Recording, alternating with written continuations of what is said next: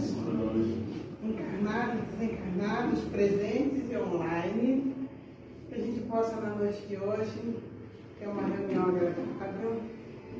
A maioria dos nossos amigos e irmãos estão presentes, né? É difícil chegar na casa. Eu espero que a maioria do nosso povo assista, ao menos online. E nós temos aqui o Fernandinho, bonita camisa, Fernandinho, no dia de hoje, para fazer a nossa palestra. Eu queria só falar para vocês que alguns de vocês me viram convidá-los para hoje estar lá no Maria Emília, que o Paulo intermediou, se ia fazer uma visita. Só que, eu não sei se vocês sabem, mas Praia Grande sofreu um grande abalo na área religiosa. Um rapaz deu uma cabeçada num componente de uma africana que está fazendo os trabalhos, aí é boletim de ocorrência, polícia e tudo mais. E nós temos no município a lei de liberdade religiosa. Foi implantada pela doutora Damares de São Paulo, e aqui no município nós já estamos finalizando essa lei. Então, o fórum aqui, que é o primeiro da Baixada Santista, é chamado para apagar incêndios, ou seja, fazer conscientização, orientação. Até um amigo nosso que esteve aqui na polícia para explicar uma série de coisas. Aí a gente ficou desfalcado. Então, não daria para estar presente lá e em outros lugares. Então, a gente suspendeu a reunião, transferiu e cá estou eu. Eu espero que a maioria que não esteja aqui tenha ido para lá e quando chegar lá daqui no leite, vem para cá. Tá entendendo? Se por isso está muito bom. O que não pode, gente, na atual conjuntura, a gente ter preguiça, a gente deixar para lá esse nosso crescimento espiritual. Nós estamos num momento assim crucial, né, de tudo que vai pipocar aí com a transição planetária. Então façamos a nossa parte, não é mesmo? E falando nisso, vamos conversar com o nosso mestre, vamos conversar com Jesus, esse mestre querido, que nos ama tanto, que afiançou a nossa presente encarnação, mesmo nós não tendo esses méritos todos, né? Então vamos pedir a ele, esse amigo de todas as horas, para que continue trabalhando, principalmente que a gente continue a merecer a misericórdia divina que recai sobre nós, que nós possamos ser contribuição todos os dias de nossas vidas. Porque assim sendo, nós estaremos fazendo a nossa parte e dando a mão para o amigo de caminhada.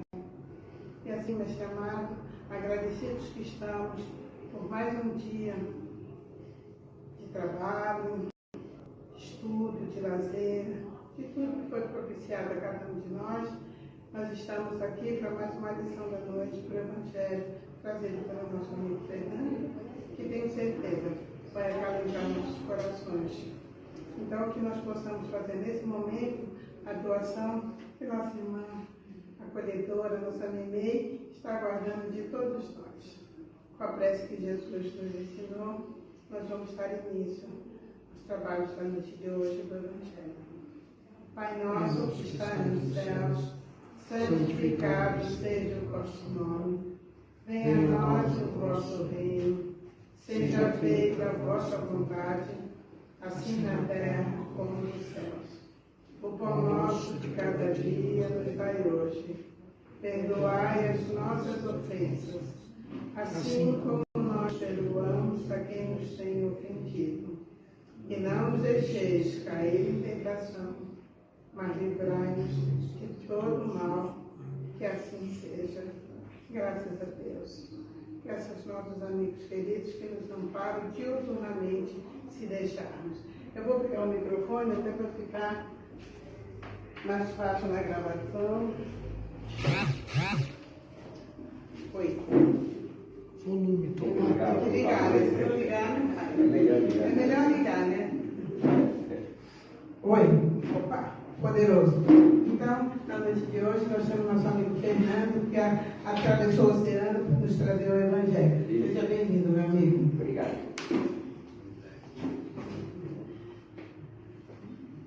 Então, boa noite a todos, queridos irmãos. Dia desses eu estava em casa, peguei o livro dos Espíritos e, quando abri na página, e a questão que mais me chamou a atenção foi essa 459. A 459 diz o seguinte: os espíritos influem sobre os nossos pensamentos e as nossas ações? A resposta dos espíritos foi a seguinte: nesse sentido, a sua influência é maior do que supondes, porque muito frequentemente são eles que vos dirigem. Então, muito frequentemente são os espíritos que nos dirigem. O grande problema é que nem sempre são espíritos bons. Isso depende de cada um de nós, né, do campo em que nos encontramos, para sabermos exatamente os espíritos estão nos orientando. Mas isso me fez lembrar um depoimento que eu vi há bastante tempo atrás, que a pessoa com quem aconteceu é que conta esse depoimento sobre a ação dos espíritos num dia determinado da sua vida. Então ele contou que ele morava em Santos e ele trabalhava numa empresa em São Paulo. Ora, nessa empresa ele ia para lá periodicamente. Uma, duas vezes por mês ele ia para São Paulo, para essa empresa. E num dia isso aconteceu. Ele saiu de Santos, pegou o ônibus.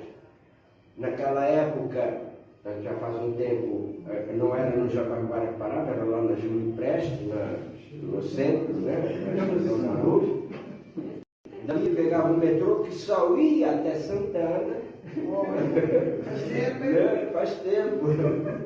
Eu sou desse tempo. Só tinha uma linha só de metrô, né? Só tinha, era Jabaquara a Santana. Mas então ele foi, e ao sair da empresa, saiu daqui, pegou o metrô, vai até Santana, faz o que tem que fazer, e quando saiu da empresa já passava das 7 horas. Ele desce, estava com fome, foi até uma padaria, comeu alguma coisa, tomou um café e foi para pegar o metrô em Santana. Mas viu um centro espírita aberto. Ele frequentava centro espírita, não era propriamente espírita, não era estudioso, ele frequentava, gostava de ir lá para tomar um passe, mas era muito cético, ele não acreditava em muita coisa, principalmente na questão de fenômenos. Então ele adentrou o centro espírita, assistiu à reunião, tomou o seu passe, e ao final da reunião, quando ele se preparava para vir embora, o dirigente da casa chama, não conhecia, tinha o visto pela primeira vez, e diz o seguinte: olha, veio aqui o espírito e uma moça com um outro espírito acompanhando, e pediu para que eu lhe entregasse este papel. Ele leu o papel, e no papel estava escrito o seguinte: rosas para você, mamãe. Assinado, Camila. Não tinha mais nada escrito. E ele falou: olha, os caras estão ficando comigo, né? Porque se dissesse rosas ou flores para você, papai, tudo bem, mas me chamar de mamãe não tem sentido. E ficou mais cético ainda, né? Esse é o tipo de centro que quer freguesia, né? E foi embora. Quando ele pega o metrô em Santana, para vir até a Estação da Luz, ele se lembrou, no trajeto, que tinha um amigo daqui de Santos, mas que estava morando em São Paulo, na rua 13 de Maio. E ele fazia tempo que não o via, e disse: eu vou até a casa dele. E, ora, esse amigo morava na 13 de Maio, que era ali na Aclimação. Ele andava, depois da Luz, andava umas 3, 4 estações, depois voltava essas 3, 4, pegava o ônibus na Estação da Luz. Mas vocês sabem, naquela época não tinha celular ainda, né? Então ele saiu do metrô, foi até um orelhão, ligou para ele, procurou o telefone, ligou para ele: olha, estás em casa? Eu falei: cara, eu estou aqui em São Paulo, queria te dar um abraço. Foram vizinhos aqui em Santos, estudaram na mesma escola, grandes amigos, e fazia algum tempo que não se via. Ele já era de noite mesmo, ele já ia chegar aqui bem tarde, vamos aproveitar. E assim foi. Ligou para ele, falou: não, por favor, vem aqui, vamos nos encontrar, vamos tomar um café e tal. Bom, no decorrer, quando adentra a casa, se cumprimentam efusivamente. E vem a esposa, que ele já conhecia, e ela diz o seguinte: vou preparar um cafezinho. Ela vai para a cozinha para preparar um café. E então o moço, o amigo, diz: olha, ainda bem que você veio, porque hoje é um dia muito triste para minha esposa. Ela está fazendo aniversário. E é o primeiro ano que ela passa sem a nossa filha, que era filha única, que desencarnou há cerca de 8 meses. Quando ele olhou, havia um ramo de flores em cima da mesa, que não tinha sido ainda colocado num vaso. Era um buquê. Então, ele se apercebe e pergunta: como era o nome da tua filha? Diz: Camila. Ele então pega o papel que já tinha tido vontade até de o jogar fora, mas não sabe porque não o fez. Tira o papel do bolso e conta para o seu amigo. Nisto a esposa chega com o café. E ele conta então, narra, tudo aquilo que aconteceu no decorrer, depois que ele saiu da empresa. E estava faltando a frase naquele buquê. Então ele diz: olha, com toda certeza, tua filha está aqui. Você trouxe as flores. E ela manda a frase que sempre dizia, porque, segundo lhe contou, que a moça, desde os 10 anos, pedia para o pai comprar um buquê de flores para dar de presente no aniversário da mãe. E quando adentrava a porta, era o que ela dizia: rosas para você, mamãe. Bom, ele, com toda certeza, deixa o ceticismo de lado e torna-se depois um grande espírita, né, dentro do movimento aqui em Santos. Eu contei isso e sempre me emociono quando conto essa passagem, porque não é baseado em fatos reais, é um fato real contado pela pessoa com quem aconteceu. Mas apenas para corroborar esta questão 459 do livro dos Espíritos.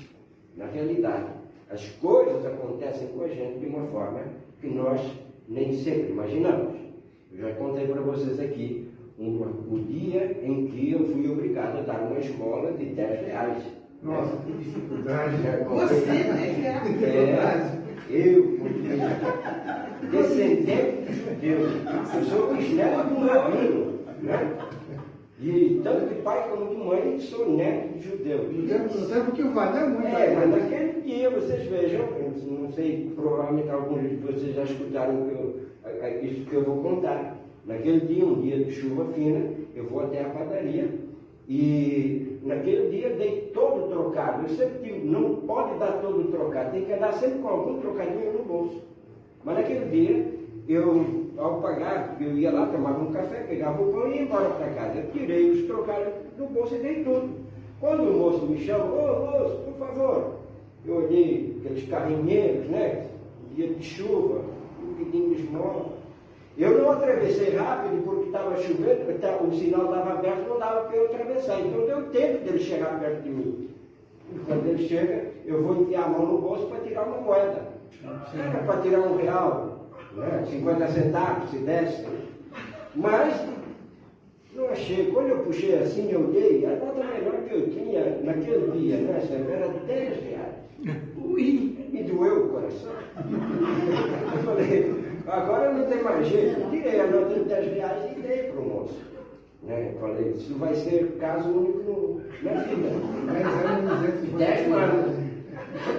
Mas quando ele me conta a história, ele me diz: olha, eu vinha de lá falando com Deus: Senhor, se tu existes, tu vais resolver o meu problema hoje.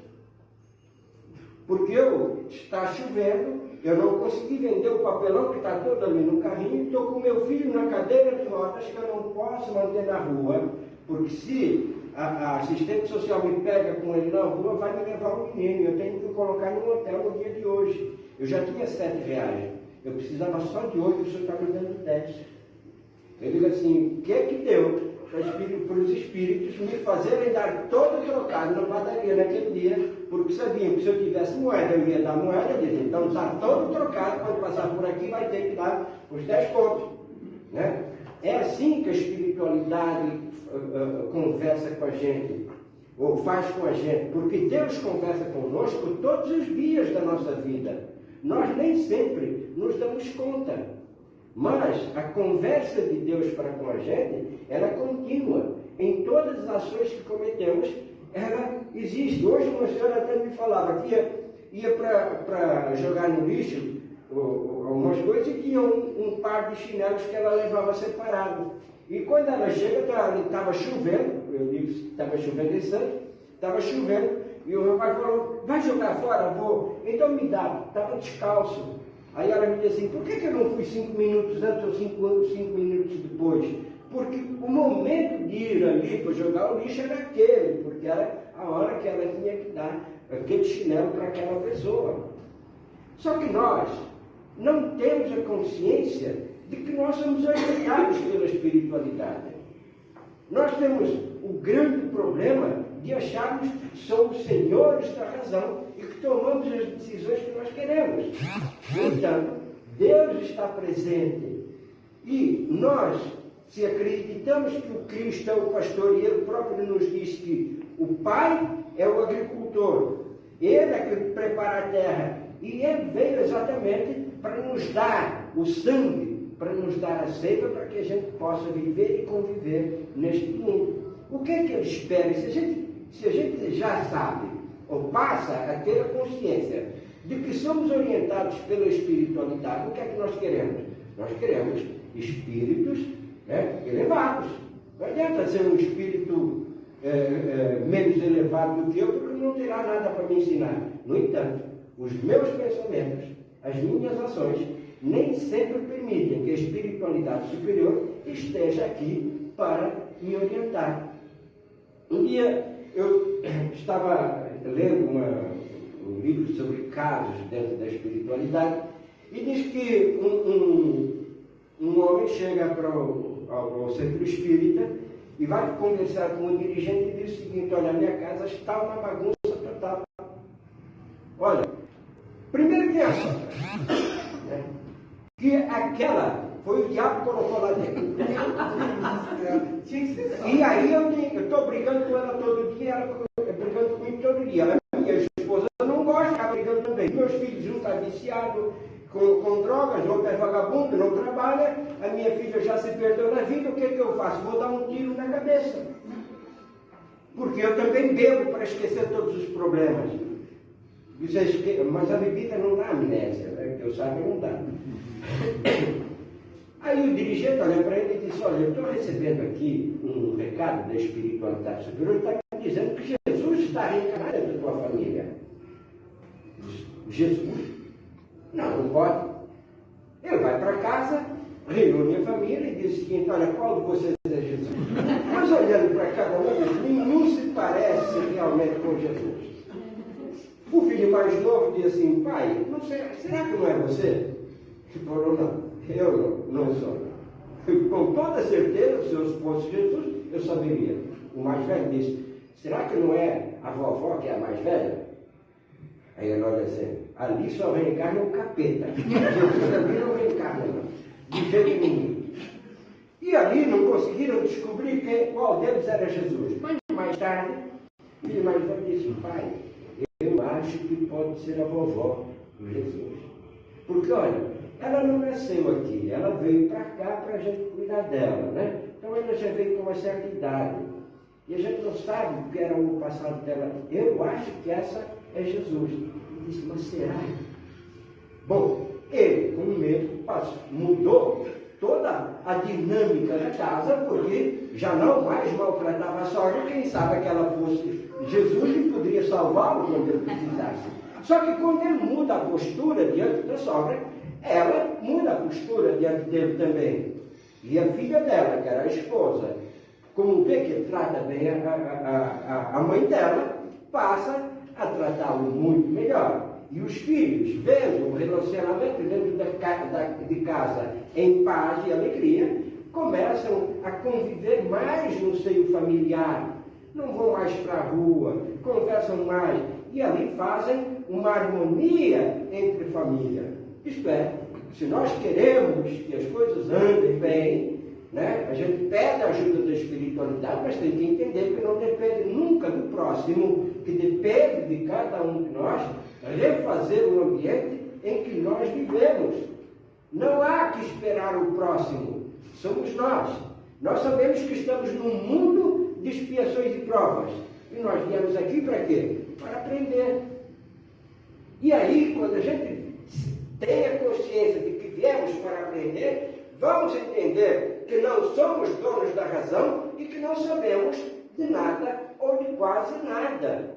Tudo que viemos fazer foi aprender.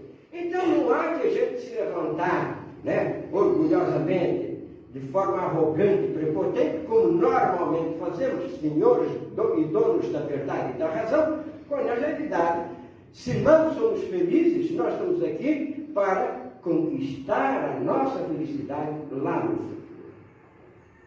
Jesus nos diz que o seu reino não é deste mundo. Então, por que é que nós vamos querer esse reino para nós? Se ele não o quis, por que é que eu quero para mim? Não, eu também não quero.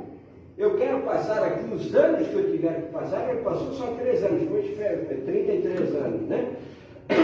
Foi esperto. Nós vamos ficar aqui o tempo que for necessário, né? A gente olha um jovem que desencarna e diz assim, coitado, tinha vida pela frente. Graças a Deus foi embora, porque este não é o reino, cumpriu aquilo que tinha que cumprir e voltou para o seio do Pai. Eu falei para vocês que eu morei em Angola e lá, na cultura local, quando alguém desencarna, é festa durante 15 dias. Mas é comida, bebida, dança, música, tudo quanto a gente, é 15 dias de festa. E é uma alegria quando o indivíduo é convidado para vir no funeral. Mas uma alegria só. Mas por quê? Porque eles têm a consciência de que eles estão voltando para a pátria espiritual, estão voltando para Deus, estão voltando para o Pai, estão voltando para o protetor, coisa que nós não temos. Quando alguém desencarna, nós choramos durante 15 dias. Nós somos possessivos por natureza e achamos que nosso pai, nossa mãe teriam que estar com a gente para sempre. Infelizmente, se algum dia desencarnar algum filho, eu vou entender que na realidade cumpriu o papel que tinha que cumprir neste mundo e que voltou para o seio do Pai, porque aqui só fica quem realmente precisa. Nós estamos aqui porque precisamos.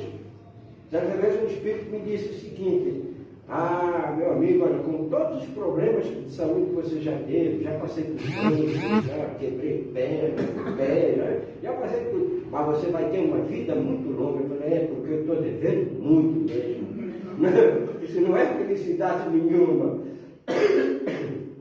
Né? A gente vai ter a vida de acordo com a necessidade que nós temos, mas temos que entender que os mundos, eles se interpõem um ao outro. Nós estamos aqui encarnados, mas somos espíritos. Nós somos espíritos também. E do outro lado, se Deus quiser, nós temos uma outra família nos esperando. Aquilo que nós temos aqui, nós vamos construindo uma família que jamais, em tempo algum, os laços vão se romper. Eles vão continuar. Mas vamos juntar aquela família que já é nossa.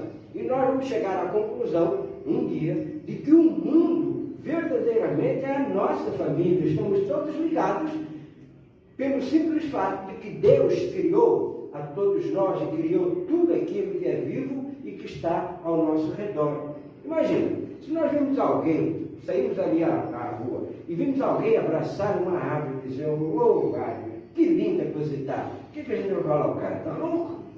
Né? Ele está abraçando uma árvore. A árvore está imóvel. No entanto, a árvore tem sentimentos. Minhas mulheres chegavam para as plantas e conversavam com elas. Que linda que você está hoje. Mamãe vai dar aguinha para você hoje. Eu olhava para ela e falava, fazer o quê, né? Mas ela tinha razão. As plantas têm vida e têm sentimentos. Por isso, São Francisco de Assis entendia perfeitamente que tudo aquilo que era criação de Deus fazia parte dele mesmo. E ele era responsável por tudo aquilo que tinha vida, que é tudo, e que chamava o cachorro, né? Meu irmão cão, meu irmão gato. Minhas irmãs também falavam, meu irmão gato. Quando eu era jovem, né?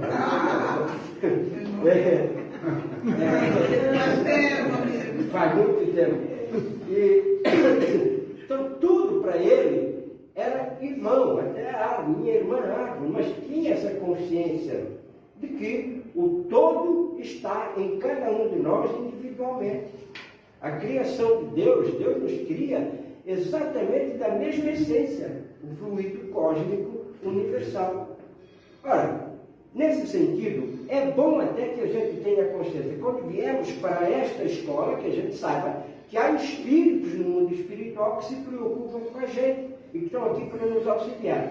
Mas nós, com as nossas fraquezas, nós acabamos por dar campo à espiritualidade inferior. E se nós temos amigos lá e que se preocupam conosco, nós temos inimigos também, que são aqueles que chamamos obsessores, que normalmente as pessoas se preocupam mais com o obsessor do que propriamente com o mentor. Porque se a gente orasse todos os dias pelo nosso anjo da guarda, para que ele esteja bem perto da gente, nada de mal nos aconteceria. Nós andaríamos pelo dia inteiro com um equilíbrio simples. A gente tendo a consciência daquilo que é certo e daquilo que é errado. Tem um amigo meu que é orador e ele fala, é muito fácil, é o certo e o errado. Você faz o certo, não faz o errado. E nós sabemos, né? Todos nós sabemos o que é o certo e o que é errado. Os animais sabem. Né? Esses dias o cachorro estourou o chinelo do meu filho. Né? Mas mordeu tudo que podia. Quando eu olhei para ele, olhei para o chinelo, o que é que ele fez? Não esperou nem falar nada, ele não sabia o que tinha feito. Né? Ele já sabia, então ele já fugiu. Então, se ele sabe, será que eu não sei? Se eu levar a minha voz para alguém, com toda certeza, eu estou errado, sei que estou errado. Um dia, eu me lembro que eu descia de um ônibus com um amigo e eu falei para o motorista, naquela época a gente descia também faz tempo pela porta da frente, estava por trás e saía pela frente. Eu falei para o motorista, obrigado, né? Aí, Vocês são nostalgia, né? Vocês são nostalgia. Aí esse meu amigo olhou para mim, obrigado por quê? Ele não está fazendo o trabalho dele? Ele falou, tá, mas não custa nada dizer obrigado e com toda certeza ele se sentirá melhor, né? E nós não esquecemos disso, de que nós mesmos gostamos de ser abraçados. Né? Imagina se nós recebêssemos aqui um abraço de um amigo que a gente não vê há muito tempo, que a gente veja, mas em momentos difíceis, se a gente receba esse abraço. Olha, Jesus curou um leproso só com um abraço. Né? Um abraço, ele pode curar muita coisa. Nosso mau humor, né? Quando a gente está naqueles dias para baixo, a gente receber um abraço gostoso de alguém, isso faz muito bem a gente sentir o calor do outro, né? Que está ali, e apenas para nos dizer, olha, estou aqui.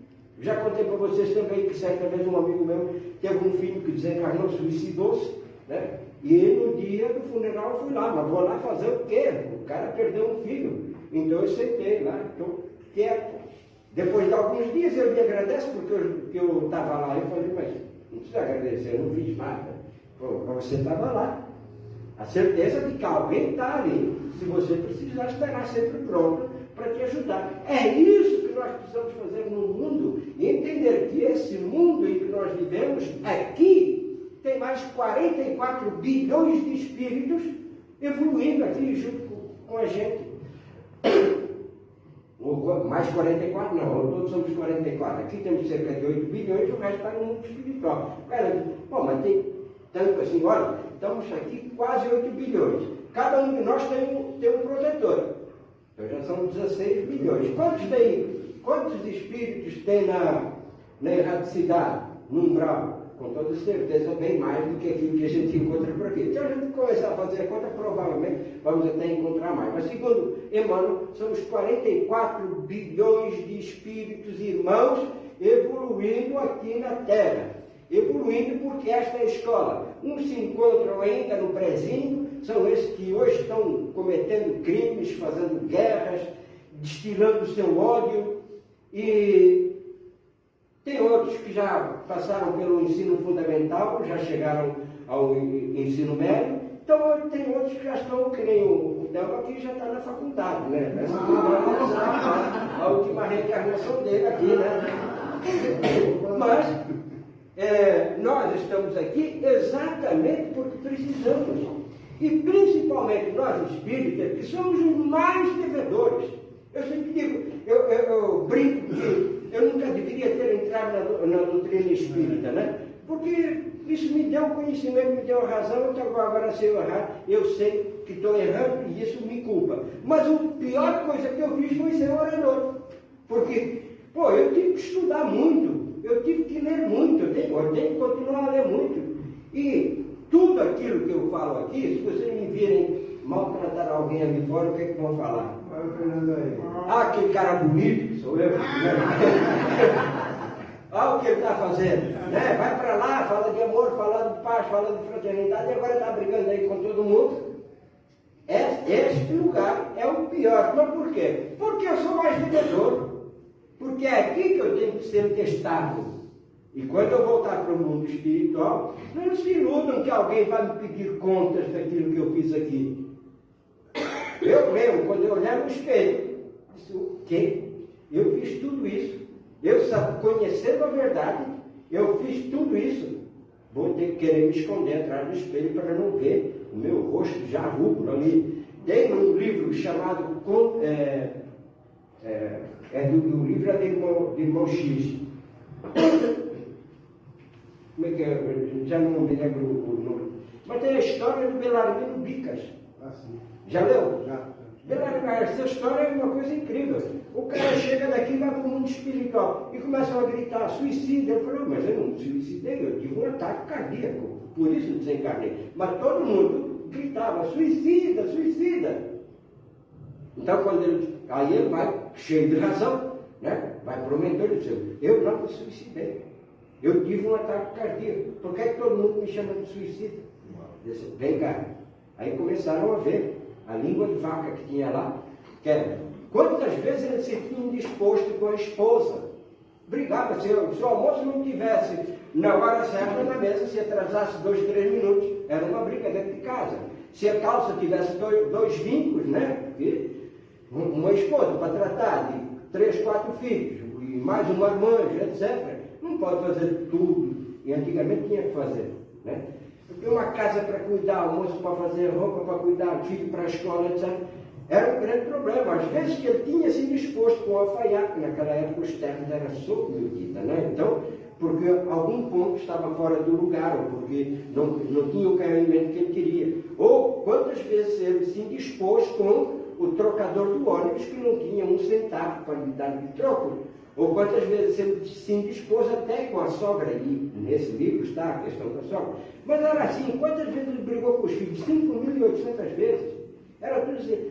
Acontece que você diminuiu a sua vida 8 anos, por causa de tudo isso. Então você desencarnou antes do tempo, 8 anos. Então você é suicida sim, e é responsável pelo desencarne prematuro que teve. Isso chama-se suicídio. E nós estamos fazendo isso todos os dias.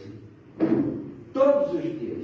Estamos nos indispondo com tudo e com todos. Vocês já chegaram, por exemplo, agora nem tanto, mas antigamente a gente ia para a fila do banco e tem aquele velhinho que fica ali reclamando de tudo. Camarada não tem nada para fazer. Está aposentado, mas se a fila demorar, pelo amor de Deus, aí começa a reclamar disso, reclamar do governo, reclamar do prefeito, reclamar da esposa, reclamar do outro. Eu não sei como consegue, porque isso, se atrapalhar a mim que estou ouvindo, deveria atrapalhar a ele também. Mas a realidade é que nós não concordamos com nada daquilo que está aqui e nos esquecemos que o próprio Cristo diz que não veio julgar o mundo e muito menos condená-lo. Por quê? Porque ele conhecia as nossas fraquezas, não veio para mudar nada.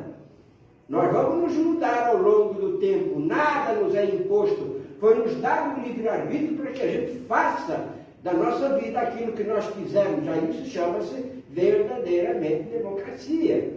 Né? Depois não há ninguém que vai ser responsável pelos atos que você cometer, por aquilo de ruim que você fizer. Não adianta dizer, mas foi o outro que me induziu. Não adianta.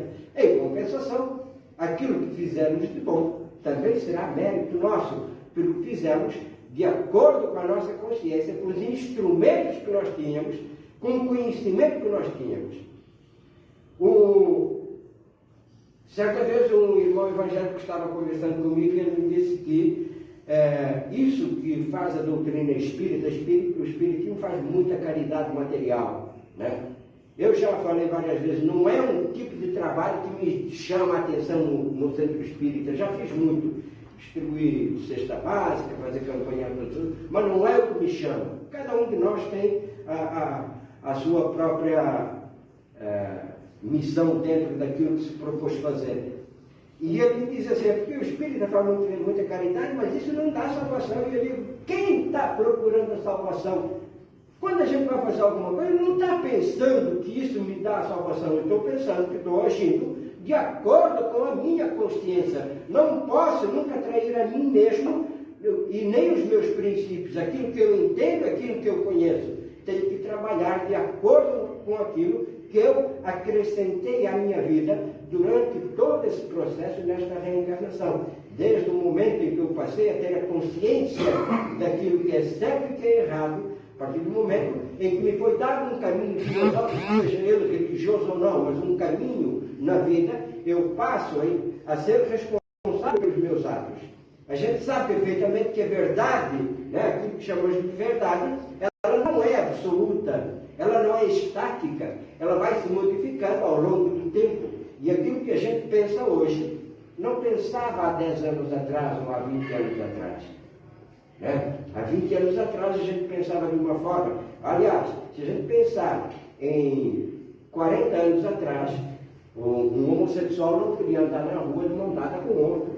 Isso era crime atentado contra o pudor. Na Praça da República, em São Paulo, onde se juntavam os homossexuais, muitos deles foram mortos ali porque eram homossexuais. Hoje é uma condição que não mais se admite. E aceitamos isso de uma forma boa, entendendo que cada um de nós, heterossexuais, homossexuais, seja quem for, estamos dentro das nossas lutas, buscando a nossa evolução, no nosso trabalho, nas nossas dificuldades e nas nossas provações. Cada um na sua.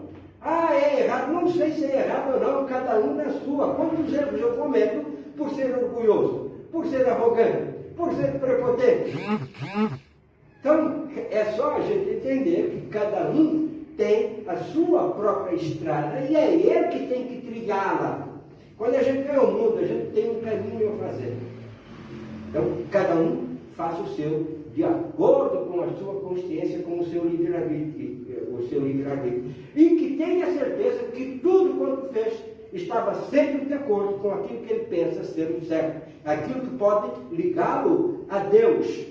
Mesmo que seja ateu. O indivíduo pode até me dizer que é ateu. Isso não faz mal. Porque aquilo que fazemos não tem nada a ver com a crença que temos em Deus ou não. Mas na crença que nós temos daquilo que é certo e daquilo que é errado. Ora, se eu sou ateu e se de repente eu sou bom para aqueles que me cercam, Deus não precisa de mais nada. Ele não precisa ser idolatrado. Porque Ele é Deus. Ele é o Criador. Então ele não precisa ser idolatrado. Jesus, quando diz, aceita Jesus, Jesus também não precisa ser idolatrado. Eu tive fome, não me deste de comer, eu tive sede, não me deste de beber. Eu estava com frio, não me agasalhaste. Eu estive doente, não foste ver. Eu estive preso, não foste visitar-me. E quando os discípulos olham para ele e dizem, mas Senhor, quando te vimos com fome ou com frio, ou com fome ou com sede, com frio, ou doente ou preso, o que ele diz? Em verdade vos digo que tudo aquilo que fizerdes a esses pequeninos, estareis fazendo a mim. E aquilo que deixardes de fazer a esses pequeninos, estareis deixando de fazer a mim mesmo. Então ele não precisa ser idolatrado. Ele nos deixou uma condição de vida. E essa condição, ela está baseada única e exclusivamente no amor. No amor a Deus sobre todas as coisas e no amor ao próximo como a nós mesmos. Se vocês pegarem os 10 mandamentos, está lá. 5 mandamentos que nos levam a Deus. E 5 mandamentos que nos levam ao próximo. Por isso ele reduz. Ama a Deus sobre todas as coisas e ama o próximo como a ti mesmo. Diz, aí se encerra a lei, que era a lei mosaica, e se encerram também os profetas. Se conseguires fazer isso, tudo bem. Ele poderia até dizer assim, olha, ama a Deus sobre todas as coisas, não precisa mais nada. Não há como chegar a Deus se eu não amar o próximo. Se quiseres falar com Deus e tiveres alguma coisa contra o teu próximo, contra o teu irmão, faz-te primeiro com o teu próximo e depois volta para conversar com Deus. É isso que ele nos diz. Então, se ele dissesse, ama a Deus sobre todas as coisas, obrigatoriamente nós teríamos que amar o próximo primeiro. Mas, como Deus não precisa ser idolatrado, se ele dissesse apenas, ama o teu próximo como a ti mesmo, e isso é muito sério, amar o próximo, quem é o próximo? É todo mundo. É o ladrão, é o assassino, é o estuprador, é todo mundo, irmão. Ama o teu irmão. E a responsabilidade porque eles são criminosos é nossa também, não nos iludamos, não. Porque nós construímos um mundo que culminou no momento em que ele se tornou um assassino ou um estuprador. A forma dele pensar o levou a isso. Mas a responsabilidade da criação do mundo em que nós vivemos é toda nossa. Quando a gente se queixa da sociedade como um todo, nos esquecemos que a sociedade é a somatória de todas as nossas qualidades e todos os nossos defeitos. A sociedade é o espelho de cada um de nós. É só olhar. Eu sou orgulhoso, o outro ali também é orgulhoso, o outro já não é. Eu sou arrogante, não é arrogante, mas aquele é arrogante. Então, cada um de nós trazemos muita coisa boa, que nós desenvolvemos ao longo do tempo, mas ainda trazemos muito resquício de problemas, de dificuldades, de defeitos. Emmanuel nos diz que nós somos verdadeiros diamantes.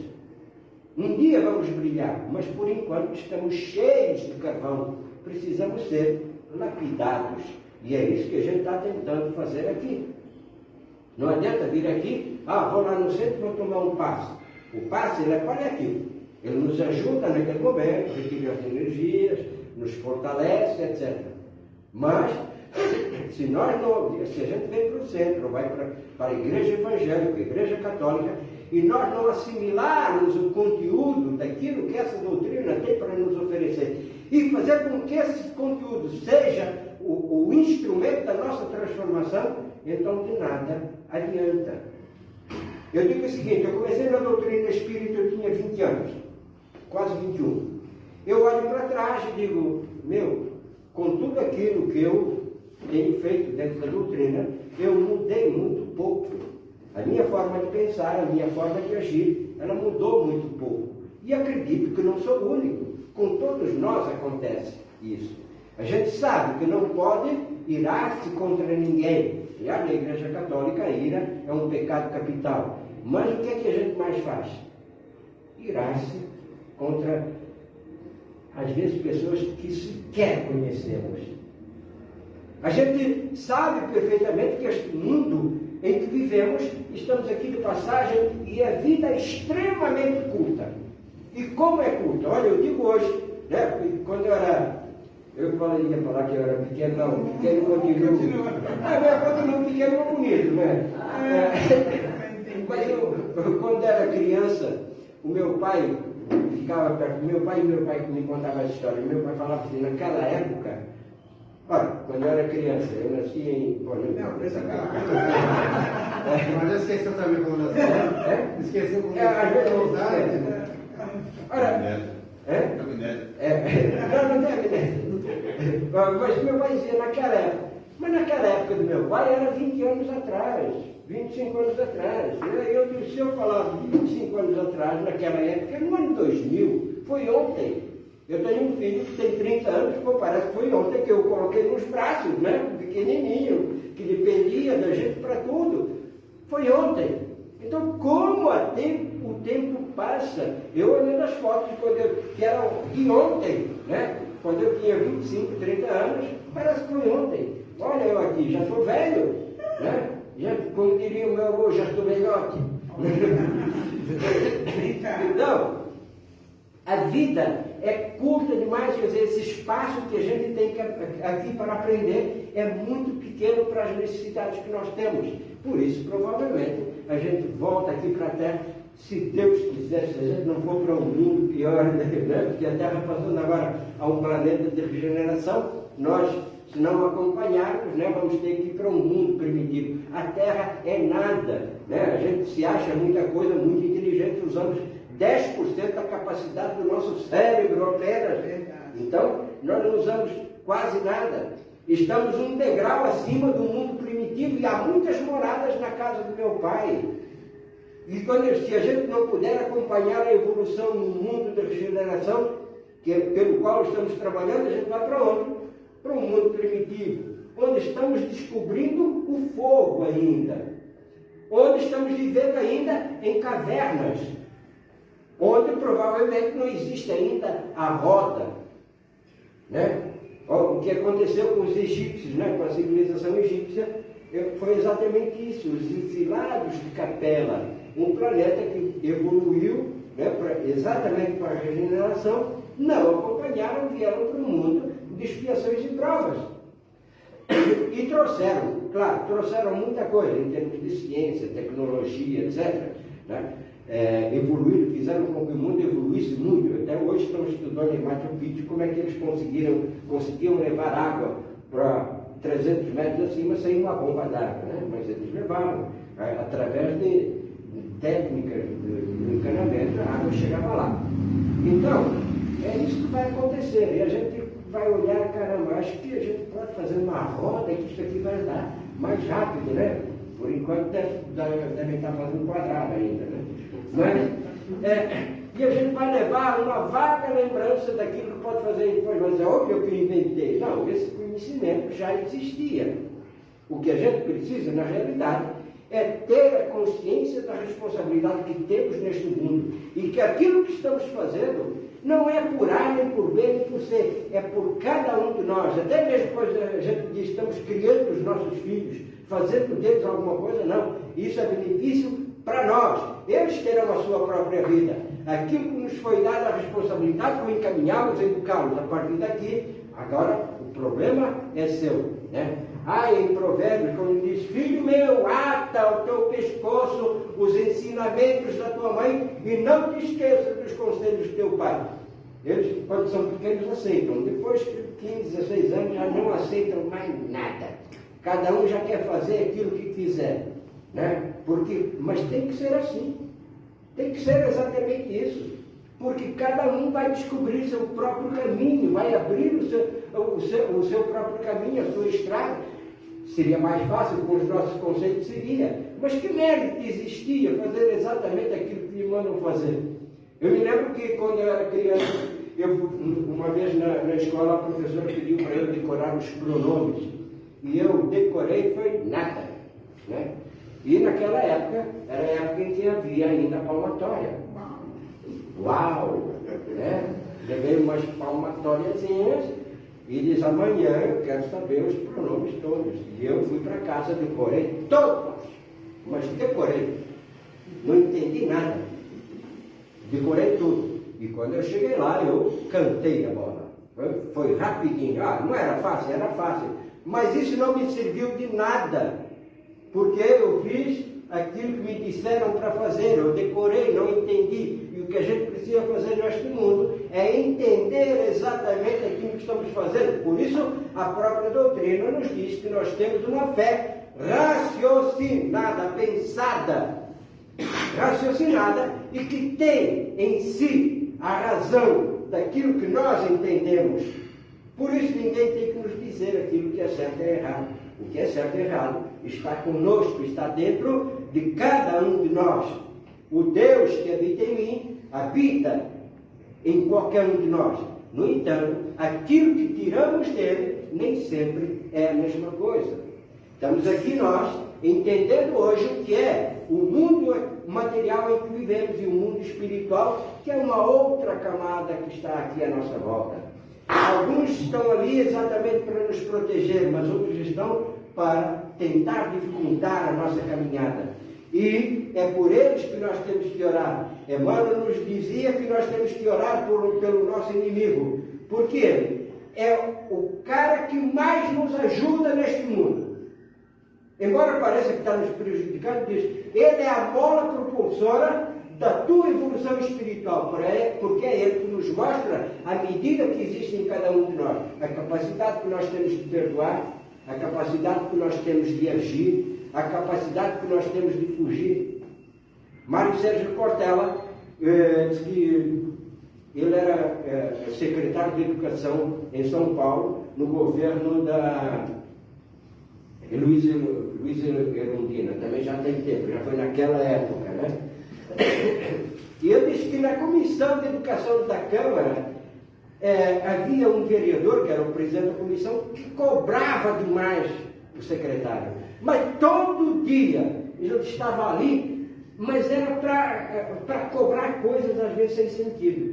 Mas de tal forma que o Mário Sérgio um dia chegou para ele e falou: sabe qual seria o meu grande prazer? Sim, para fazer uma estátua para você. Ele falou: mas estátua só faz para quem está morto. Por isso mesmo. Que era uma homenagem póstuma.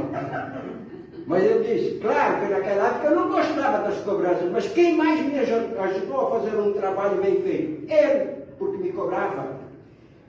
Quando eu era muito jovem, eu tinha um patrão que também cobrava muito, e ele um dia chegou para mim e falou: não esquenta a cabeça, eu só cobro de quem eu sei que eu posso cobrar. Porque a gente que eu não posso cobrar, que eu sei que não vai me dar nada. Aquele que eu tiver cobrando, com toda certeza, é aquele que pode me dar. E isso vai acontecer lá no mundo espiritual quando a gente sair daqui. Eu poderia ter feito mais. Chico diz: só muito tarde nós descobrimos que não amamos o bastante. É verdade. Só muito tarde a gente entende que não fizemos o bastante por aqueles que estão à nossa volta. Que a gente não os compreendeu o bastante, que a gente não os amou o bastante, não os abraçamos o bastante, não dissemos o bastante. Eu te amo, para que tu se sentisse bem. Tá? Porque é imprescindível que no mundo em que a gente vive, entenda que somos uma família, espíritos encarnados e desencarnados, e que estamos aqui tentando nos ajudar uns aos outros, através de conceitos que possamos dar aqui, através de ouvidos que nós colocamos à disposição, e da mesma forma, os espíritos que estão do outro lado do mundo, estão aqui tentando intercomunicar-se conosco, alguns para nos ajudar, outros para nos prejudicar, mas que a gente entenda que tudo quanto venha do mundo é que a gente deve ter a noção exata do que é certo e do que é errado. Nós somos os juízes de nós mesmos. Nós temos que separar o joio do trigo e entender que cada um que estiver à nossa volta tem sempre muito para contribuir para com o nosso crescimento espiritual. Venha pelo bem ou venha pelo mal. Muito obrigado a todos. Até a próxima, se Deus quiser. Eu estava com medo que eu não consegui fazer a palestra toda, porque eu estou meio gripado hoje, né? Obrigado. Obrigado. Nós agradecemos, sempre um pouquinho, toma sua água, que você vai entregar um vídeo já já. Gente, olha aí, né? A lição da noite, cutucando a gente mais uma vez. Nós vamos. Ele falou muito bem, porque a gente sai daqui e continua a vida. Tem gente que acha que morreu vai ficar santo, né? Vai ter grande mudança. Não tem, mas é uma continuação. O que nós estamos fazendo aqui, tá bom? Continua. Se não está com tempo de mudar. Beleza? E agradecendo por mais uma noite do Evangelho, mais uma noite de doação. Vamos falar com a nossa Mãe Santíssima, já que ela é Mãe de Jesus, mãe do nosso irmão, é nossa mãe também. Vamos agradecer a ela por mais um Evangelho, por mais uma vez estarmos aqui sentados, aprendendo, tentando nos melhorar e fazendo a nossa atuação pessoal. Ele agradece a cada um que aqui está, porque só quem está aqui presente faz a doação do ectoplasma equilibrado. Os outros receberão com a graça de Deus. Então, parabéns para todos que estão aqui. Feche os olhos, aqueles que se sentirem à vontade, e vamos falar do nosso amigo Santíssimo, nossa mãe querida. Ave Maria, cheia de graça, o Senhor é convosco. Bendito sois vós entre as mulheres. Bendito é o fruto do vosso ventre, Jesus. Santa Maria, Mãe de Jesus, rogai por nós, filhos de Deus, agora e na hora da nossa volta para o mundo espiritual, que assim seja, graças a Deus, a Jesus e a todos os amigos de luz. E a gente se despede dos nossos irmãos do Face, é só indicar, tá? Nós nos despedimos.